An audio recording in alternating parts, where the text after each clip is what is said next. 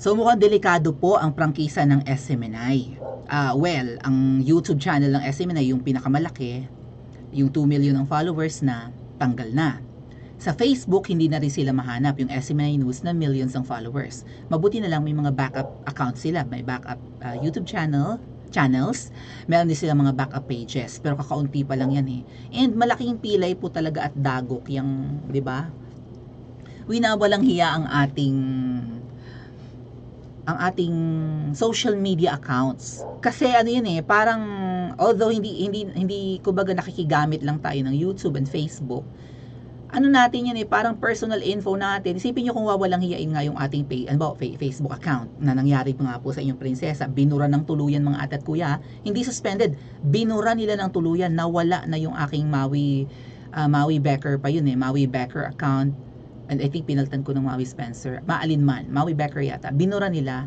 Kaya ang natitira ko pong Facebook account ay yung sa totoo kong pangalan kasi nag-submit nga ako ng ID para maging verified account yung aking Facebook. Yung Maui Spencer natin na YouTube channel naman po, yung pinaka-main, kauna-unahan kong YouTube channel, pinanggalan nila ng monetization. Ay sino ba naman ang gaganahan na, 'di ba, na maggangangal-ngal kung wala rin namang kapalit ang pagsasayang natin ng oras, paglalagay ko ng sarili ko sa alanganin, sa panganib, kakapuna sa mga walang hiyang politiko, di ba? So, maganda yung resulta ng kanilang pagpilay sa akin. Hindi na nag-grow yung Maui Spencer, mabuti na lang may Princess Maui. Itong Princess Maui channel natin, winawalang hiya rin po, kaya gumawa tayo ng harapan. So, yeah, ganun lang gagawin natin. Wala tayong choice, di ba? Kundi gumawa ng backup channel. Pero syempre, malaking dagok yan eh. Sabihin nyo kung Facebook account yan, in-upload mo yung pictures mo doon, katulad nung dati kong Facebook account na dekada na ever since na nagsimula ang Facebook sa Pilipinas, yun na yung Facebook account ko, binura nila. Burado po ang lahat ng memories ko. Yung mga luma kong pictures, ganyan, di ba? Nung ako'y bagets pa, wala lahat. Kasi nawala ngayon yung, although meron pa rin, may available pa rin na talagang magpapaprint ka, di ba, sa mga, ano ba tawag dyan? Yung sa mga, like Fuji Film Center, Kodak printing pictures, baka Picture City, mga ganon. 'Di ba hindi na masyadong ginagawa yan ngayon, pero pwede pa rin naman, meron pa rin available pa rin yung ipapaprint mo talaga yung picture mo para nasa papel na makintab, 'di ba? Glossy paper or maybe matte paper, and then i-album mo na lang yung physical physical or tangible na mga pictures natin. Kaya lang dahil nga may social media na, hindi na natin masyadong ginagawa na pinapa-imprenta ang ating mga pictures. 'Di ba? Pinapa-develop, parang ganon. O ang ginagawa na lang ngayon, social media na lang, then balik-balikan mo na lang, 'di ba? O ang dami na nga nating pictures, kasama doon yung mga magagandang memories. Pero syempre, pinakamaganda talagang gawin, ipa-imprenta yung mga picture, no? Ginawa ko niyan nung mga panimulang unang dekada ng Facebook eh. Pero nung kalauna na magastos, and then yung pictures naman na yun, minsan pag nabasa, nalulusaw, okay na, social media na lang. Hindi ko ini-expect na mabubura dahil lang po sa pagbabatikos ko sa mga dilawan nung panahon ni PRRD.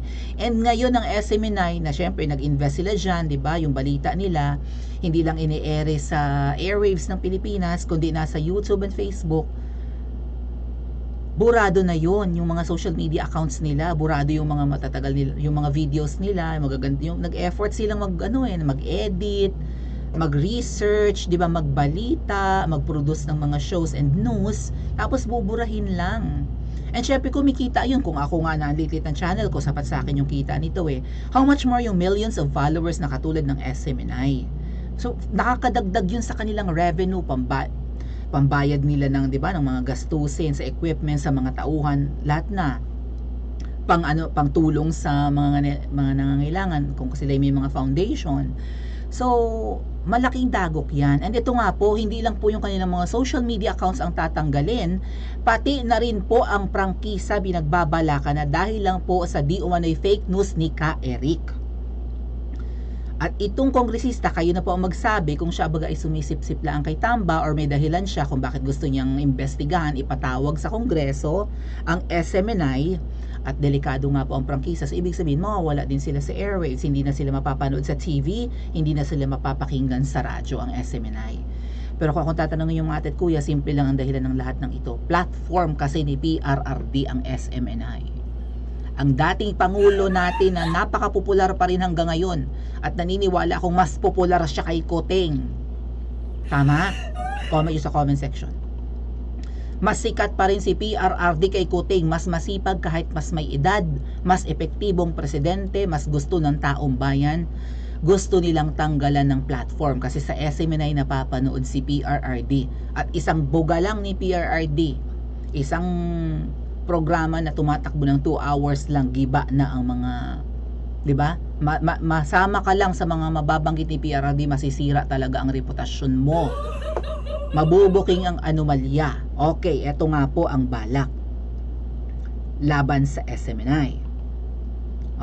This is from PTV, pag-aari ng gobyerno na I think so. Ayan, Philippine State Controlled Media nga, Philippine Television. Iba pa yung RTVM, di ba? Yung television ng Kamangyang. Meron ding PTV. Pag-aari ito ng Pilipinas. Umalma at mariing kinundina ni House Deputy Majority Leader David Suarez ang umano'y 1.8 billion travel fund na nakalaan para kay What? Para lang sa House Speaker? Billion na? Anong kinakain nito? Gold leaf? Caviar na may mga gold leaf? Para lang pala yun kay Speaker Martin, hindi pala traveling expenses ng buong lower house. Kung buong lower house, halimbawa lahat silang mambabatas bumibiyahe, maniniwala pa kung baka bilyon nga ang abutin. Pero tama ba yan mga ate at kuya na ang mga mambabatas na gagawa lang naman ng mga bills para mapirmahan ng presidente and eventually magiging batas ng Pilipinas? Napakarami na nga nating batas, hindi naman gawa sila ng gawa ng batas. Marami namang sumusuway. Ang pinakamagandang batas na gawin nila, reinstatement ng death penalty. Niwala kayo sa akin. Ang pinakamagandang batas na dapat nilang ibalik, total na gawa na, ang dami ng batas ng Pilipinas, ay ibalik ang bitay or parusang kamatayan. Tingnan natin kung sino ang matira sa mga sanggano, sa mga sindikato, sa mga politiko. Ay syempre hindi nila ipupush yan. Gawa ng batas. Dahil ng batas sa Pilipinas, hanggang kailan batas? Diyos ko, imposible namang, di ba? Sa loob nga siguro ng isang taon, baka libu-libo ng batas ang magawa. Ano yun? Habang buhay na nandyan itong kongreso na ito, itong House of Representatives at Senado, gawa ng batas. Yung iba naman doon, hindi naman pinipirma ng presidente, mga wala namang kwenta ang mga batas na ginagawa. Gagawa ng batas, meron naman ng batas na yun din ang magiging resulta pag in-implement. Di ba mga ganun? Katulad ng SOGI Bill para sa mga bading, karapatan daw ng mga bading. May karapatang pantao naman ng Pilipinas, may Bill of Rights naman ang ating konstitusyon. Ang karapatan ng mga lalaki at babae, karapatan din ng mga bakla. So bakit may pa SOGI pa? Di ba? Yung SOGI Bill ni Risa Ontiveros. So gawa lang sila ng gawa ng batas kahit na masabi lang na may ginagawa, gano'n. Tapos bilyones ang gastos. Kung gagawa ka ng batas, hindi mo kailangang bumiyahe. Bakit hindi ka makagawa ng batas dito sa Pilipinas? Mainit sa Pilipinas, nangangati ang balat nila. Kailangan pumunta sa mga bansa na may niebe, may snow, kasi mas malinaw ang isip nila, ganun ba yun? Or pag-aaralan nila ang batas ng ibang bansa, bakit walang Google? Walang internet? Hindi ba nakapublish din naman yan sa mga gazette ng iba't ibang bansa, yung mga laws nila na pwedeng i-apply sa Pilipinas? Kung gusto nila ng paggayahan, ay ang ating konstitusyon nga po, pinakamataas na, di ba, yung saligang batas ng Pilipinas, ay base rin sa saligang batas ng Anemika. Available naman yan online. Ba't kailangan bumiyahe ng mga mababatas na ito? Kailangan tumikim ng mga foreign delicacies, foreign cuisine, para mas malinaw ang isip. Kahit pa yung 1.8 billion of travel fund na yan mga ate at kuya ay para sa buong, di ba, sa 300 congressmen, ang laki pa rin pagsasayang ng pera ng Pilipino yan. Hindi nila pera yan. Kaya nga hashtag ni Sas, hindi MOOE pera yan, hindi mo pera yan. Pera yan ng taong bayan. Tapos yung 1.8 billion kay Speaker Martin, at least sabi ni Ka Eric. Okay? Pahayag ng isang TV host, si Ka Eric yan, di pinangalanan. Sa isang network, SM na yan. Tinawag ito nitong nasa picture na fake news. Fake news daw si Ka Eric. Hindi daw totoo itong 1.8 billion travel fund ni Speaker Martin. Hindi ba dapat ang magsalita patungkol dyan ay si Speaker Martin Romualdez? Hindi itong mambabatas na nagbubunga nga nung kahapon? Sabi, in the spirit of transparency and accountability, I humbly request this August chamber to direct committee and legislative exercise. Dahil sinabi, Speaker Martin, speaker ka. You speak. You're the voice of the lower house. Binabatikos ka sa iyong traveling expenses. You alone, billion daw, sabi ng Ka-Eric. Patanong pa nga yata yung pagkakadeliver ni Ka-Eric dyan eh. Bakit hindi ka sumagot? Bakit kailangang may sumagot na ibang kongresista para sa iyo? Para malinis ang iyong imahe? Para walang marinig na negatibo sa iyo? Yun ba yun mga ate at kuya? Ano sa tingin nyo? Yun ang dahilan niya? Ano pa mga sabi dito? Yan nga. Yan yun. Yan. Quiboloy's SMNI probed for spreading fake news. Fake news agad? Hindi ang pagkaka-deliver yata ni Ka-Eric, hindi yung declarative. Patanong para interrogative form yung kanyang Pwede bang ipaliwanag parang ganon? Ni Speaker Martin ang kanyang 1.8 travel funds, ganyan-ganyan. Malisyoso daw at walang basehan ang sinabi ni Ka-Eric. Ngayon, patunayan nyo. Diba? Ano pa mga balita din eh? Yan nga. Kasi na-investigan. Ang daming balita, mga ate at kuya. Like po tayo. Inatasan ng House Committee, blah blah blah blah blah. Naimbestigahan ng SMNI dahil sa pagpapakalat ng maling impormasyon laban kay House Speaker Ferdinand Martin Romualdez. So aside from platform ni PRRD, ang SMNI, bumabatikos din ng SMNI kay Speaker. Kasi hindi naman bumabatikos ang SMNI kay Kuting eh. Pero syempre, parang intolerable ang ginagawa ni Speaker Martin. May mga nagli-leak ng info na ganun kalaki ang kanilang extraordinary expenses na parang confidential funds ang datingan, bilyones yon. Also yung traveling expenses. Ano sabi dito na Kuya Jay? Ito, tingnan natin kung pareho yung opinion namin ni Kuya Jay. Kasi sabi ko nga, dapat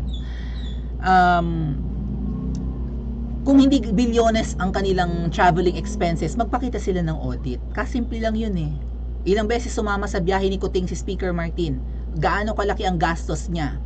Magpakita siya ng computation kahit hindi resibo. Samahan niya ng resibo rin. Magkano kinain, magkano bayad sa hotel, magkano ang binayad sa plane ticket. I doubt na nagbayad sila, kasama naman sa eroplano ni Kuting, di ba? Ilabas nila kung magkano yung ginastos nila sa bawat travel ng speaker, and then that's it. Ipakita niya yung audit. Yung, di ba? Yung accounting ng kanyang travel. At pag pinakita niya hindi umabot ng 1.8, sa kanila sampahan ng kaso si Ka-Eric, cyber libel, oral defamation, slander. And then eventually patanggalan nila ng prangkisa ang SMNI. Ngayon kaya bang tanggalan? Sasagutin ko yan mamaya.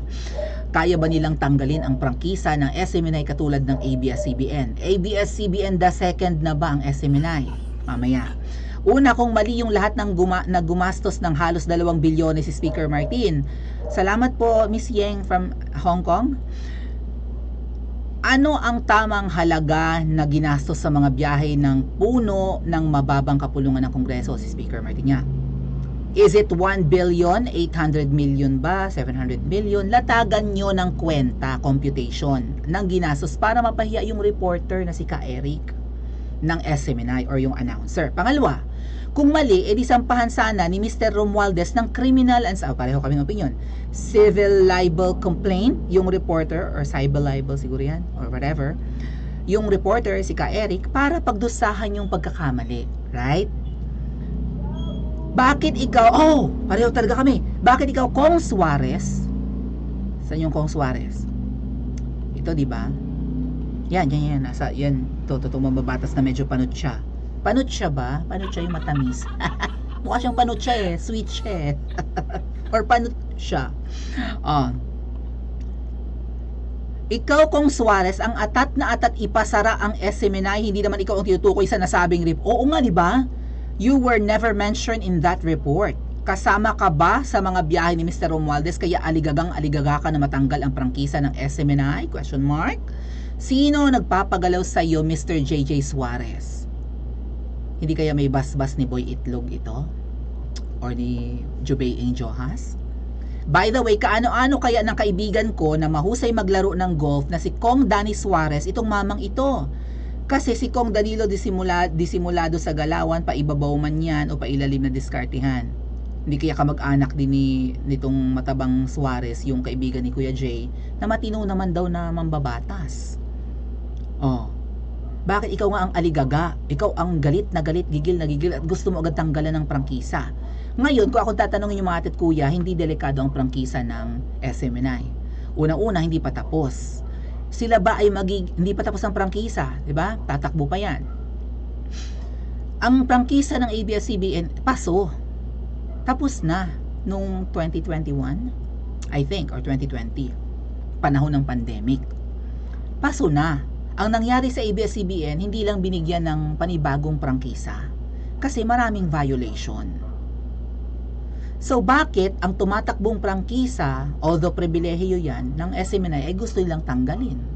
Gusto nilang mabura, hindi lang sa social media na nagawa na nga, ang SMNI, both on YouTube and Facebook, gusto rin nilang tanggalin sa ere. Oh, dahil ba nandun si Tatay Digong? Sa tingin ko hindi mangyayari, nagpapagod lang tong mga to. Gusto lang, parang maano to parang tawag dyan, propaganda laban sa SMNI. Kapag pinatawag kasi sa Kongreso ang SMNI, a-attend doon, magpapaliwanag, ang dating ay parang ginigisa, di ba? Para kang kriminal, although hindi ka pa hinuhusgahan, ay ano talaga, parang trial, ano ba to? Trial by publicity or something, or whatever. Parang masama na ang tingin ng tao sa mga pinapatawag ng Senado or even ng lower house kapag iniimbestigahan nila. Unahin nyo ipatawag ang mga smugglers. Ito, mag-iisang taon na ngayong December, yung pagmahal ng sibuyas at ng mga pagkain nung nakaraang taon. Nag-submit ng listahan yung si Congressman Swansing. Ano nangyari? Kumusta ka rin, Congressman Swansing? Pinangalanan mo na si Michael Ma. Ano na? Ba't umurong ka na rin? Unahin nyo ang malalaking problema ng Pilipinas. Gutom, kahirapan, hindi yung kasiraan ng reputasyon nyo. Kung wala kayong ginagawang masama, hindi kayo matatakot sa iisang host ng SMNI na buong station tina-target nyo. May ginagawa ba kayong mali kaya takot na takot kayong mapulaan? May ginagawa ba silang karumalduman at kawalang hiyaan? Totoo kaya ang 1.8 billion na travel fund? Paki-comment po sa comment section at mag-like and subscribe din po kayo.